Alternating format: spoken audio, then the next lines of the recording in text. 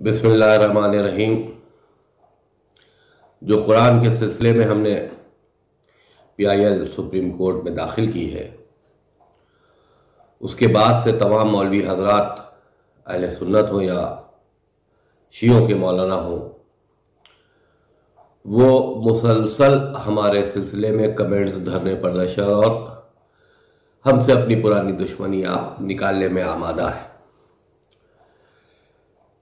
میں صرف ان سے یہی کہنا چاہوں گا، خصوصی طور پہ اپنے شیعہ علماء کرام سے، کہ قرآن مجید کے سلسلے میں جتنا بھی آپ تقریروں میں بیان کرتے ہیں اپنے عقیدے کے حساب سے، اور قرآن مجید کے سلسلے میں جتنا بھی لکھا ہوا ہے بخاری میں، ہم نے سپریم کورٹ میں جو یاچکا ڈالی ہے، PIL ڈالی ہے، اس میں سپریم کورٹ میں ہم نے بخاری کو کوٹ کرتے ہوئے وہ تمام چیزیں لکھی ہیں جو اعتراض کے قابل ہے۔ تمام اہل سنت مولوی حضرات کو اور تمام شیعوں کے ملاؤں کو اس میں ہم نے پارٹی بنایا ہے۔ ان کو چاہیے کہ اب معاملہ قانون کی چوکھٹ پر ہے تو اپنا صحیح جواب وہاں پیش کرے۔ دھرنے پردرشن، میرے سر کو قلم کرنے کے انعامات یا ظلم و زیادتی کے پیغامات جو دے کر اپنے اسلام کو پہچنوانے کی کوشش کر رہے ہیں، وہی تو میرا سوال ہے، کیا یہی اسلام ہے؟ اگر کہ دیکھیے، قرآن مجید کے سلسلے میں ایک صاف وضاحت ہم کر دیں جو میں نے بخاری سے اور قرآن مجید کو پڑھ کے حاصل کی ہے۔ اس میں صاف یہ لکھا ہے کہ جب قرآن مجید رسول اللہ کے اوپر رفتہ رفتہ آتا رہا، میسیجز آتے رہے، وہ قرآن مجید کو پبلک میں دیتے رہے کہ بھئی یہ اللہ کا میسیج ہے، یہ اللہ کا میسیج ہے۔ اس وقت کوئی لکھتا نہیں تھا، لوگ اسے یاد رکھتے تھے، اپنے گھروں کی دیواروں میں لکھ لیتے، یعنی کہ قرآن کی شکل میں کوئی کتاب رسول کے زمانے میں نہیں لکھی جا رہی تھی۔ اور رسول کے انتقال کے بعد جب ابو بکر پہلا خلیفہ بنا تو اس نے ہونے والے دوسرے خلیفہ عمر سے بات چیت کر کے یہ طے کیا کہ ہم ان قرآن کی آیتوں کو اکٹھا کرائیں گے اور اکٹھا کرا کر اس کو ایک کتابی شکل دیں گے۔ اس کام کے لیے جس کے لیے انہوں نے بخاری میں پہلے ہی کہہ رکھا ہے کہ صرف 4 لوگ جن کے نام دیے گئے ہیں، کہ صرف 4 لوگ قرآن شریف کے بارے میں رسول کے انتقال کے بعد جانتے تھے، مکمل طور پر جانتے تھے۔ اس میں مولا علی کا نام نہیں ہے۔ مولا علی جو ان کے ساتھ بچپنے سے رہتے تھے، معاذ اللہ وہ قرآن مجید جانتے نہیں تھے۔ بخاری میں صرف 4 لوگوں کے نام ہیں۔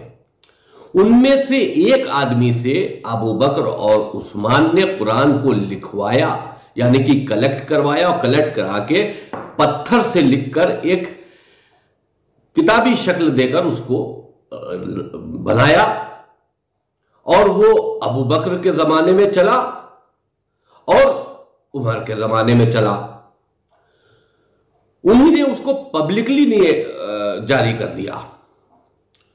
وہ قرآن مجید اس عمر کے مرنے کے بعد حفصہ کے گھر میں رکھ دیا گیا، جو پروفٹ محمد کی 4تھی بیوی تھی۔ اس کے بعد دور عثمان آیا۔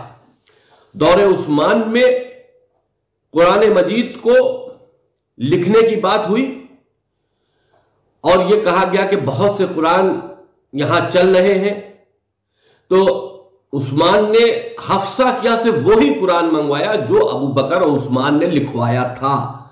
منگوایا اور منگوا کر اس کی 4 جلد کروائی، کاپیاں کروائی، اور وہ حفصہ کا قرآن مجید حفصہ کو واپس کر دیا۔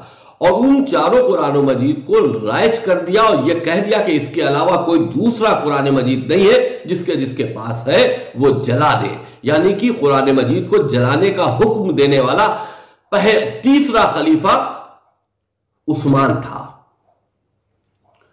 اور کتابی شکل میں جو لوگ اس وقت بھرم پیدا کر رہے ہیں کہ اللہ کی طرف سے کتابی شکل میں قرآن آیا اور اعتراض ہو رہا، نہیں، کتابی شکل میں آیا ہوتا تو کوئی اعتراض نہیں کرتا، چاہے اس میں کچھ بھی لکھا ہوتا.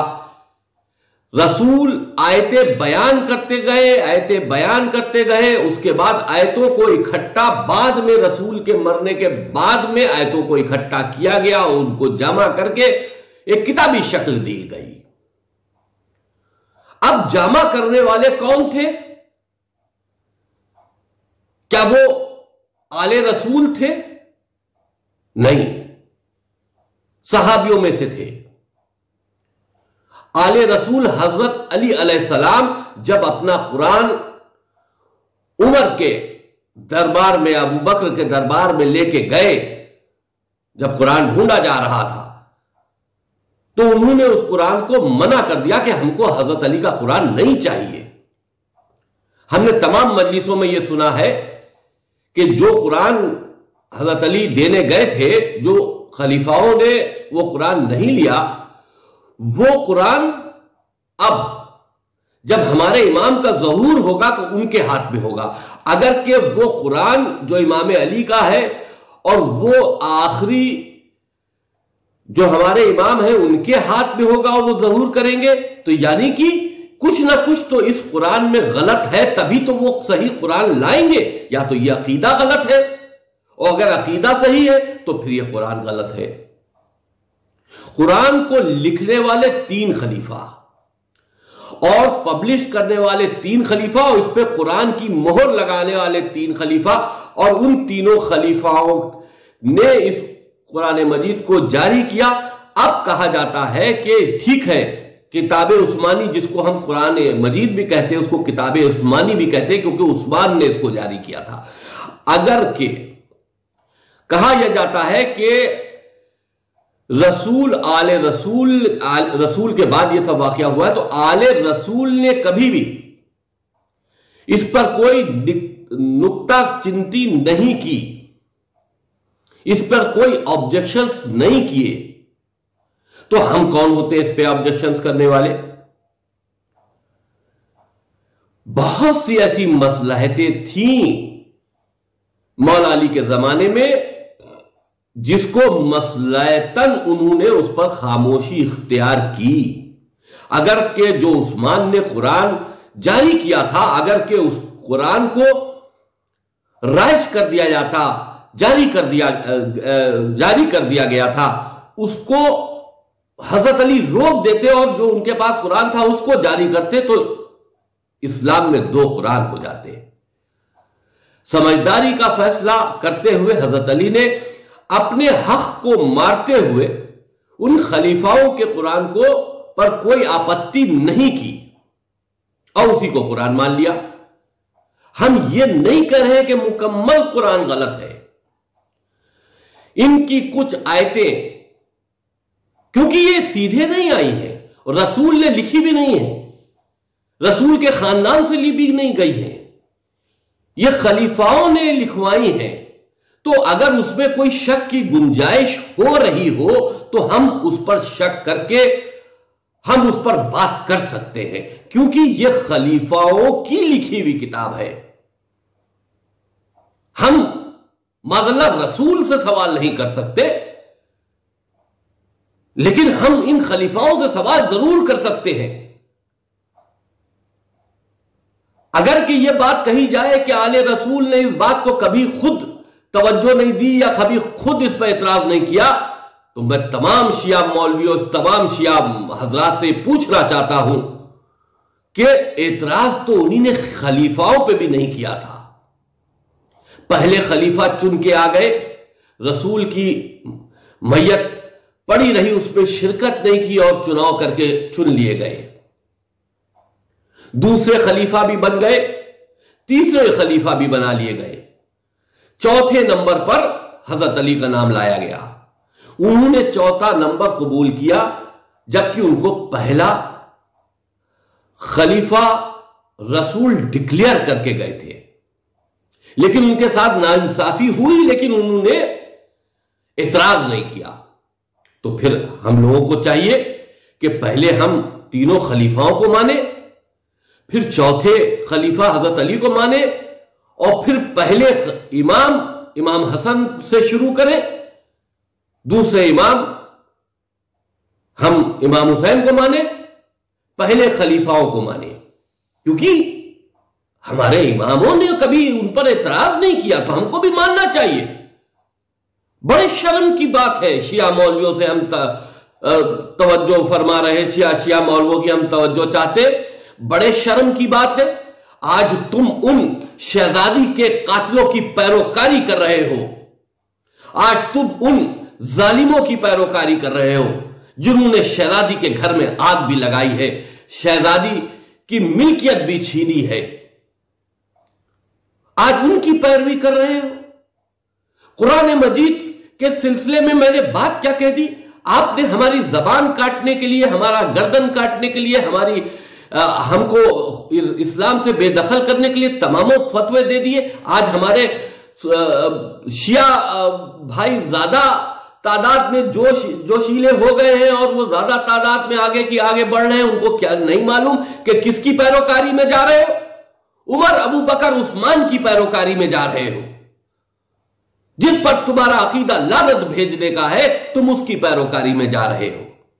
قرآن تو ایک آڑ کی بات ہے، اور قرآن کے سلسلے میں جو میں نے باتیں کہی ہیں وہ جائز باتیں اس لیے ہے کہ قرآن میں دو طرح کی آیتیں ملتی ہے، ایک انسانیت کے لیے اچھے سندیش دیتی ہیں اور ایک انسانیت کے لیے برے سندیش دیتی ہیں۔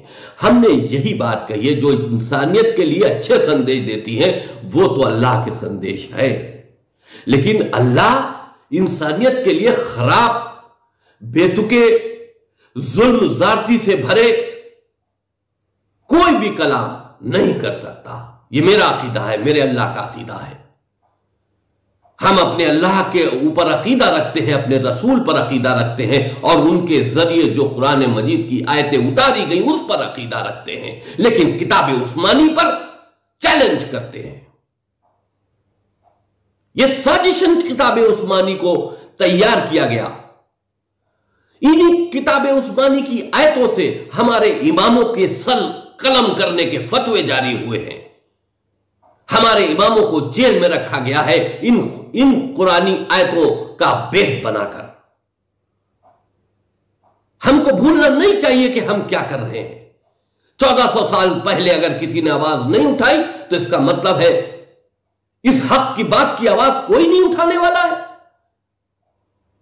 ہم کب تک ان کے تلوے چاٹتے رہیں گے؟ آج بھی ہم انہی قرآن کی آیتوں کے تحت پوری دنیا میں کاٹے جا رہے ہیں۔ ہم غیر مسلم سب کبھی پاکستان میں، کبھی افغانستان میں بری طرح کاٹے جا رہے ہیں، اسی قرآن کے حوالے سے کاٹے جا رہے ہیں۔ قرآن ایک وہ کتاب ہے جو چھوٹے موٹے انسان کی یا کسی چھوٹے موٹے عالم کی نہیں ہے، یہ اللہ کی کتاب ہے۔ اللہ جب بندوں سے کلام کرتا ہے تو اپنی اس لینگویج میں کلام کرتا ہے، اپنے ان وچاروں کے ساتھ میں کلام کرتا ہے جو پورے انسانوں کے لیے ہو، خاص کر کے کچھ لوگوں کے لیے فیور میں ہو، خاص کر کے کچھ لوگوں کے لیے خلافت میں۔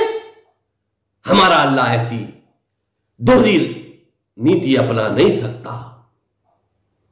لاؤ مولا علی کا قرآن، ہم تو کہتے ہیں، چلیے میں رٹ واپس لیتا ہوں، ہم چیلنج کرتے ہیں شیعہ مولوی حضرات سے، عالم دین سے، جو 26 آیتوں کے سلسلے میں ہم نے رٹ داخل کی ہے، اگر ان 26 آیتوں کا عمل آل رسول نے، یعنی کہ پہلے امام سے لے کے آخری امام تک اپنی زندگی میں انہی نے اس کو کر کے دکھایا ہو، اپنی عملیہ زندگی میں اس پر ان لوگوں نے اس پر اپنے سے جوڑتے ہوئے کوئی عمل کیا ہو اور کتاب میں لکھا ہو ہماری، ہم کو لا کے دو، ہم آج اس PIL کو واپس کریں گے۔ قرآن مجید ہم اہل بیت کو کہتے ہیں بولتا قرآن ہے. جو قرآن بول رہا ہے وہ ان آیتوں پر عمل نہیں کر رہا ہے، اور جو قرآن خاموش ہے، کتاب کی شکل میں ہے، اس سے تم یہ امید رکھ رہے ہو کہ جو اس میں لکھا ہوا ہے سب صحیح ہے. اعتراض تب نہیں تھا جب رسول لکھتے تھے، اعتراض تب نہیں تھا جب اللہ کی طرف سے آتی. اعتراض اس لیے ہے پیدا ہوتا ہے کہ اس کو لکھنے والے خلیفہ تھے، ڈھونڈوانے والے خلیفہ تھے. ہم لوگوں کو اس سے دور رکھا گیا تھا. آج ان کے مرچیں اسی لیے لگی ہے کہ ان کی سازش پکڑی جا رہی ہے. انہی نے خاکہ کیچھا تھا دنیا میں انسانی آتنکواد کو پیدا کر کے اور پوری دنیا پر چڑھائی کر دینے کا، پوری دنیا میں قتل و عام کر دینے کا. اس کا سہارا انہی نے قرآن شریف میں چھوٹی چھوٹی سورے ڈال کر، چھوٹی چھوٹی آیتیں ڈال کر لیا ہے. ہم ان آیتوں کو چیلنج کر رہے ہیں کہ یہ راشٹر کے ہت میں نہیں ہے.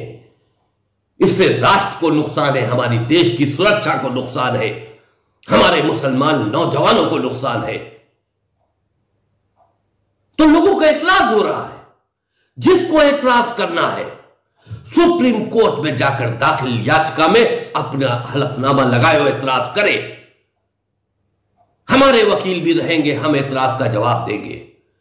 لیکن دھرنے، پردرشن، لوگوں کو گمراہ کرنا کہ وسیم رضوی نے یہ کر دیا، وہ کر دیا، یہاں سے لے کے پاکستان کر کے کہ وہ چھوٹے چھوٹے ملا جو مجلس رٹ کے آتے ہیں اور ممبروں سے پڑھ کے چلے جاتے ہیں، جن کو علم کے بارے میں ABC نہیں معلوم.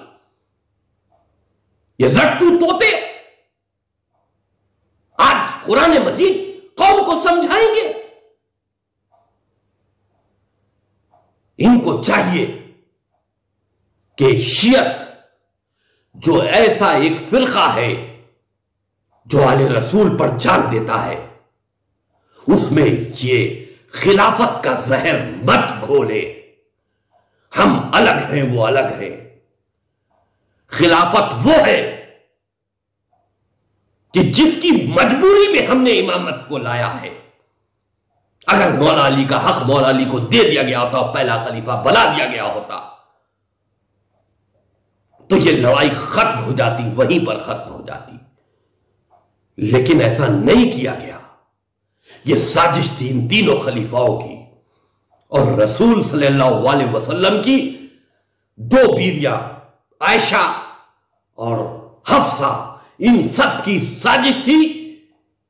اور قرآن کے ذریعے انہی نے اپنی سازش کو پورا کیا ہے. اس قرآن کے ذریعے انہی نے ہمارے اماموں کے ساتھ میں سختیاں کی ہے. اس قرآن کے ذریعے انہی نے ہمارے اماموں کو جیلوں میں رکھا ہے، ان کے قتل کیے ہیں. یہ 26 آیتیں ضروری ہے، آتنکواد کو بڑھاوا دیتی ہے. ہم آتنکواد جیسی بیماری سے جو کرونا سے بھی زیادہ خطرناک ہے کئی 100 سالوں سے پریشان ہے. پوری دنیا پریشان ہے، اور شیعہ خاص کر کے پریشان ہے کہ شیعہ جہاں بھی ہوتا ہے یہ قرآن کے ماننے والے ان کو مشرک، ان کو کافر کہہ کر ان کی گردنیں اتار لیتے ہیں. یہ اصل وجہ ہے جو اب مرچیں لگنا شروع ہو گئی ہیں. یہ خلیفاؤں کی سازش جب کھلنے لگی ہے تو مرچیں لگنا شروع ہو گئی ہے. اور پھٹکار کی بات یہ ہے کہ اس میں چند جاہل قلب جواد جیسے ہمارے مولوی بھی شامل ہو گئے ہیں، اس بات کا بکھیڑا بناتے ہوئے کہ قرآن کے اوپر کہہ دیا، قرآن کے اوپر کہہ دیا.